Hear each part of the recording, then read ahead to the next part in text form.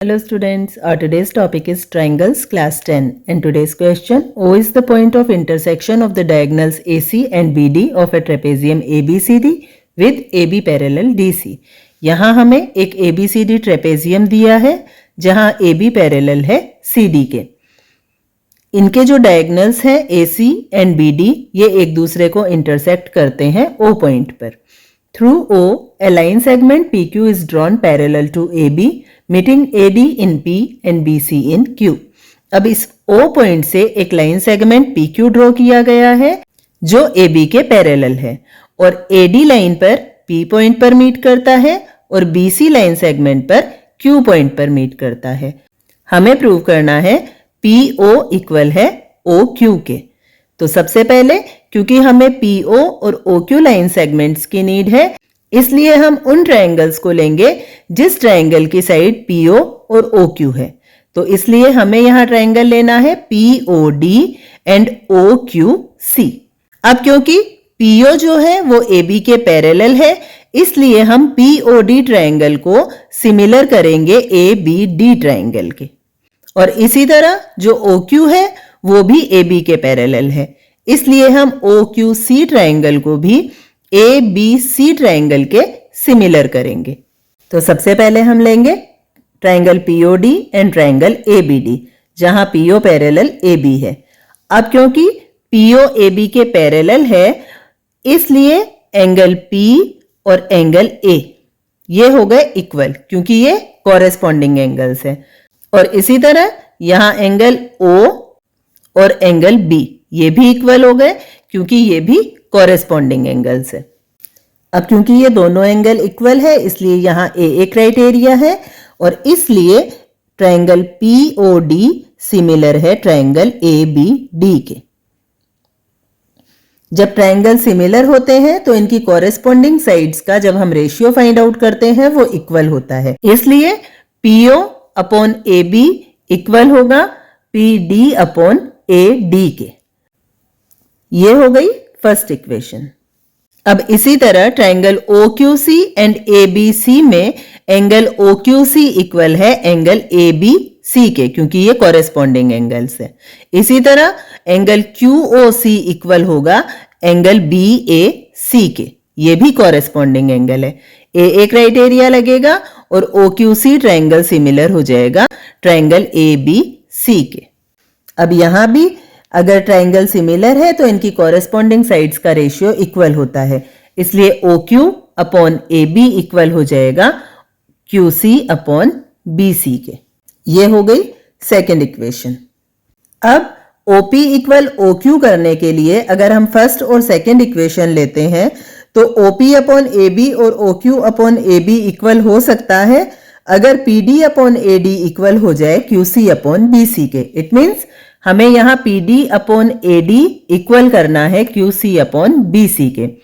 इन दोनों को equal prove करने के लिए हम एक कॉमन डायगोनल की हेल्प से दो ट्रायंगल लेंगे और उन दोनों की कॉरेस्पॉन्डिंग साइड्स को इक्वल प्रूव करेंगे। तो यहाँ हम AC डायगोनल की हेल्प से भी दो ट्रायंगल ले सकते हैं या फिर BD डायगोनल की हेल्प से भी हम दो ट्रायंगल ले सकते हैं। तो यहाँ हम ले लेते हैं AC डायगोनल। अब अगर AC डायगोनल की हेल्प से हम दो ट्रायंगल बनाते हैं तो एक ट्रायंगल बनेगा ट्रायंगल ADC और दूसरा ट्रायंगल बनेगा ABC।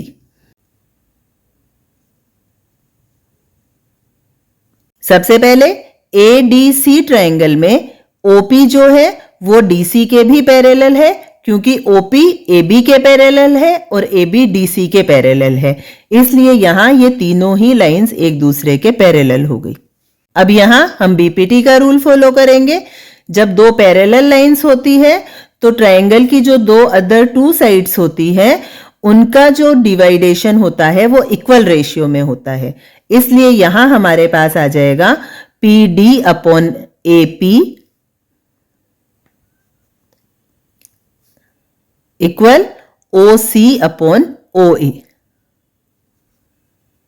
और इसी तरह ट्रायंगल ABC में QC अपॉन QB इक्वल हो जाएगा OC अपॉन OA के। अब क्योंकि ये दोनों ही इक्वेशन OC अपॉन OA के इक्वल है। इट मीन्स यहां हम लिख सकते हैं PD अपॉन AP इक्वल है QC अपॉन QB के।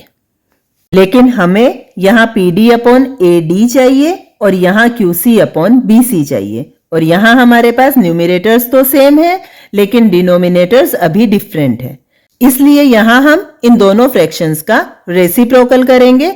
तो ये हो जाएगा AP upon PD equal QB upon QC।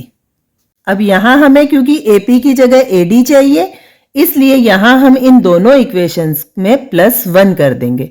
+1 करने से जब हम PD LCM लेंगे तो यहां न्यूमरेटर हो जाएगा AP प्लस PD और right hand side QC LCM लेने पर न्यूमरेटर हो जाएगा QB प्लस QC। इससे AP और PD को जब हम प्लस करेंगे तो ये बन जाएगी AD, और इसी तरह right hand side QB plus QC करेंगे तो ये बन जाएगा BC। अब AP प्लस PD मिलकर AD बनेगी और QB प्लस QC मिलकर BC बनेगी। अब अगेन फर्स्ट और सेकंड इक्वेशन में हमें नीड है PD अपॉन AD की, लेकिन यहां हमारे पास है AD अपॉन PD, और इसी तरह सेकंड इक्वेशन में हमें नीड है QC अपॉन BC की और हमारे पास है BC अपॉन QC। तो हम अगेन इन दोनों फ्रैक्शंस का रेसिप्रोकल कर देंगे। जब रेसिप्रोकल करेंगे तो अगेन हमारे पास आ जाएगा PD upon AD equals to QC upon BC।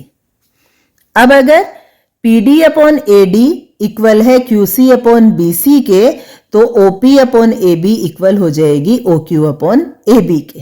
तो ये है हमारे पास इक्वेशन 3, जिसकी हेल्प से हमने इक्वेशन 1 और 2 को इक्वल कर दिया।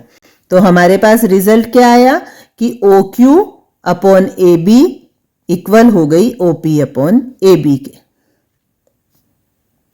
अब क्योंकि ये दोनों इक्वल है, इसलिए यहां सेम डिनोमिनेटर होने पर हम AB को कट कर देंगे और हमारे पास आ जाएगा OQ इक्वल OP, और यही हमें प्रूव करना था।